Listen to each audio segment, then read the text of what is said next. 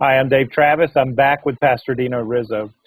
We've already seen in our first three segments a little bit about Dino's life, he and his wife and their family's trials over the last few years, and the restoration and the healing that is coming into their life.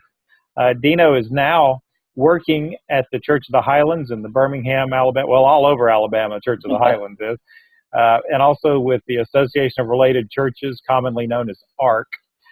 Dino, tell us, this is the new story that God is writing in your life now. Tell us what that looks like first.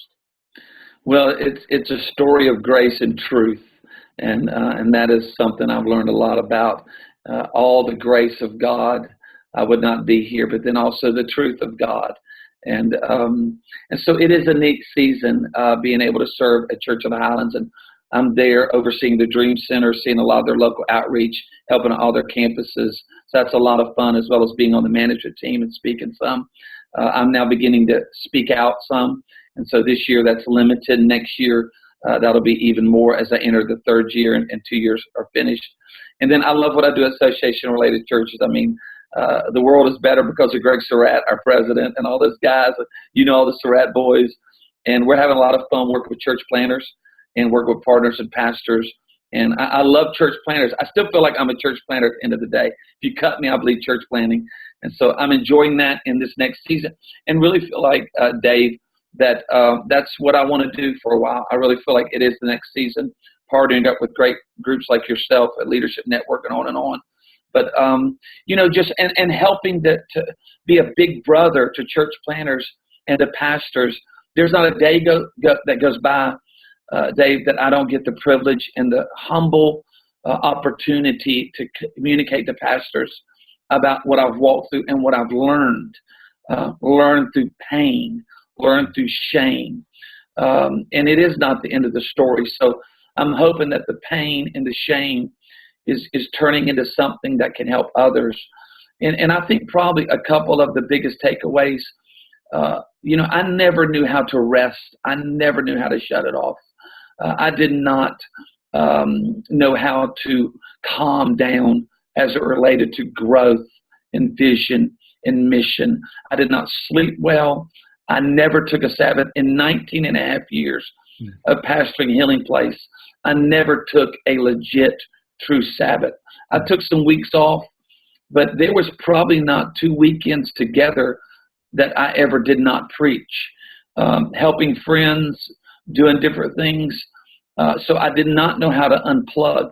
The other thing that became very obvious to me this first and second year of restoration is I had forgotten how to pray for Jesus' sake. I said this a while back at a conference, that I spent most of my time with God for presentation's sake and not for Jesus' sake, for preaching, for leading, for vision, for dream, for ideas, for sorting, for figuring, for discerning. And I had forgotten the treasure of just spending time with Jesus in just prayer, in relationship, in intimacy. And I'm telling you that was a massive deficit that had huge consequences in my life when I began to face a battle. I would encourage every leader that you cannot shun prayer. There is nothing that replaces it. And that's been the big takeaway, is trying to communicate to pastors and leaders, hey, you better take some time off. You better consider your family. I did not listen well, probably a touch arrogant, a little egotistical on what I thought was best. I was not very teachable at times in my life, so gung-ho. And then the idea of not spending quality time in that secret place, in that secret garden of just God working on my heart and me loving Him. And that was a tragedy. Dino, you said to me once recently that we in our various tribes that we work with at Leadership, we need to rethink restoration and redemptive processes. Can you say just a little bit more about that? Well, restoration is God's plan. But I think sometimes with man, it's hard to figure out. I don't think we've learned what to do with leaders. that fall, that stumble, that hurt for 1,000 reasons. And I know that it's something that I'm constantly thinking of how do we love people that have made bad mistakes or that are struggling. How do we bring correction? How do we bring truth? But at the same time, not let them feel like they are second class, that there is no hope. We just too often put them out to pasture when there's failure. And I love talking to organizations now about how do we restore? What does the restoration process look like? And I really believe, Dave, I believe there's a gift of restoration. I believe some people have it and some people don't have it. And I would say to anybody right now that's in a restoration process, for whatever reason, you better find somebody who has a gift of restoration, has that ability to have grace, who can listen, who can lean in, but then also speak truth and help you process. And I think there are some great people who have that gift in great organizations. Great.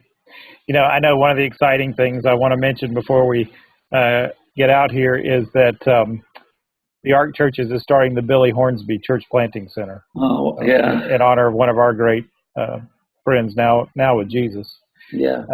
And people can find out more about that how? Just on the ARC website. You go to arkchurches.com, and we're excited about that, Dave. I mean, I feel like it's one of the projects God's let me be a part of, and I'm helping to spearhead that. And every single day, people are talking about it. And it's going to be a great hub of church planting right here in Birmingham. And it's also connected to the Greystone campus that Highlands has. So we're able to use dual usage of the campus when we train, when we empower and equip. We had 54 couples on site this week that were looking into church planting. 22 of them came through the back end of the process and are going to be planting churches with us in the next 18 months. So it is an exciting time, and we're thrilled about it. It's going to be a great facility to help resource church planters. That's great. And one of the things you will be involved with in the future is with the ARC Churches to help in some of their church planting efforts, right?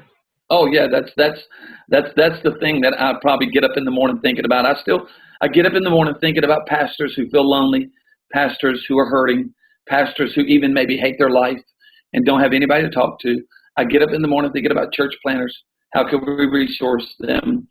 And I still get up in the morning thinking about the poor and those who are in pain, and how do we help people in pain and be the church, not afraid of people's pain, but reaching out with the solution of Jesus to their pain. I want to thank Dino Rizzo for speaking with us today. And just so everybody knows, Dino still feels like he's in the restoration process. And we did have permission from the supervising pastor to record this interview, to share it with others so that others could benefit from Dino and Delenn's experience in their life, and hopefully so they can avoid some of the pain that has come in their life. So thank you, Dino. Thank you, Dave.